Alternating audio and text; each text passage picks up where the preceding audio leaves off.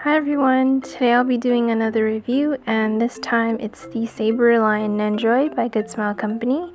She is Nendoroid number 50 and she is from the 3D fighting game Fate Tiger Colosseum Upper, based off of the Fate series.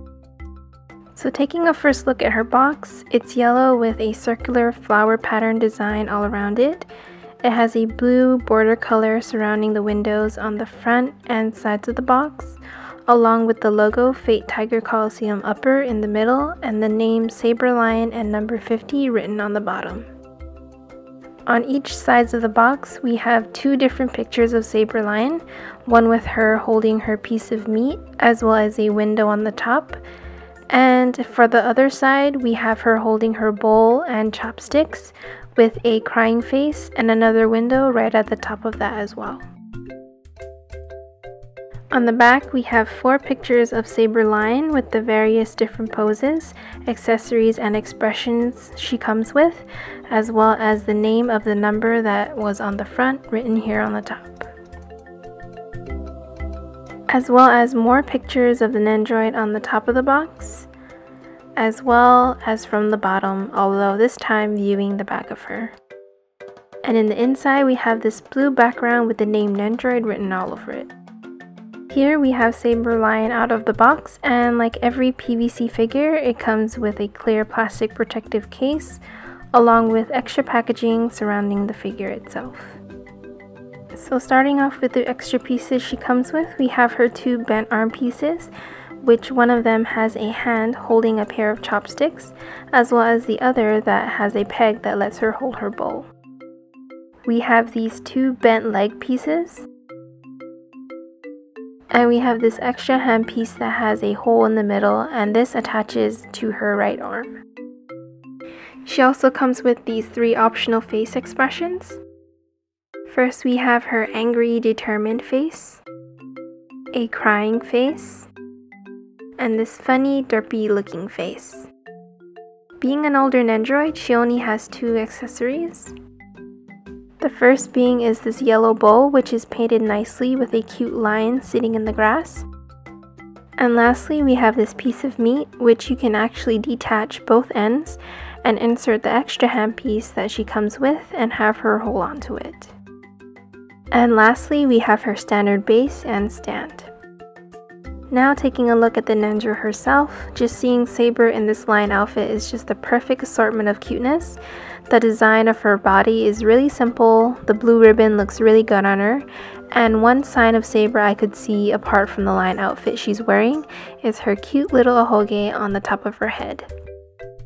Speaking of her head, I noticed how big Saber's mane is, which those who may not know, it is actually removable, making Saber Lion transform into a lioness saber, which looks very cute in my opinion, but I prefer her with it because she is the king of the wild after all. As for her articulation, her head moves side to side and up and down. Arms move up and down, as well as her hands being movable as well. Her legs also move all around. And lastly, her tail is easily movable but can fall off easily when moved too much. She comes with 3 different poses, first with her angry, courageous face as she holds her piece of meat. With her bent arms and bent legs, she looks as if she's protecting her food with all her might, and in the wildlife, she has to show her power to be the king and to keep alive, which is the true nature of Saber. Also, the thought of her Excalibur being replaced by a piece of meat as a weapon is really funny and cute at the same time.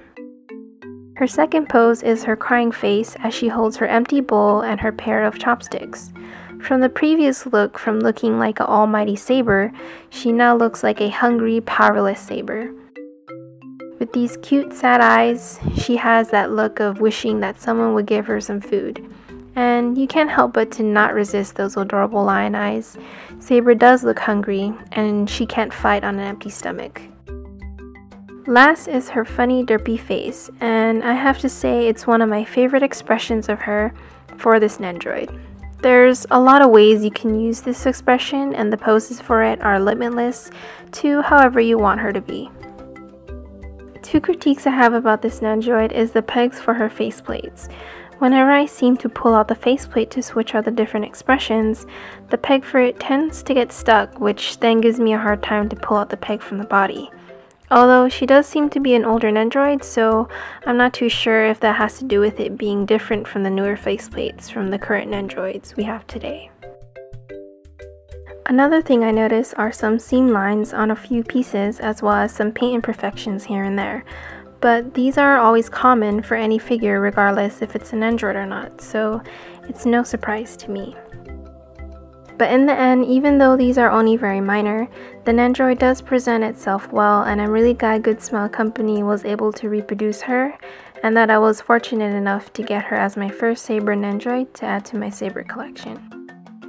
Despite her being in a lion costume and with her entire character centralized on satisfying her hunger, Saber still remains to be Saber, regardless whether she's in an armored suit or not. She is still available to get at websites like AmiAmi or Mandarake, so I recommend on picking her up if you're thinking about getting this Nendoroid, as she is a perfect add to your figure collection. So that concludes my Saber Lion Nendoroid review. I hope you all enjoyed it, and until next time, I'll see you all in the next video. Bye!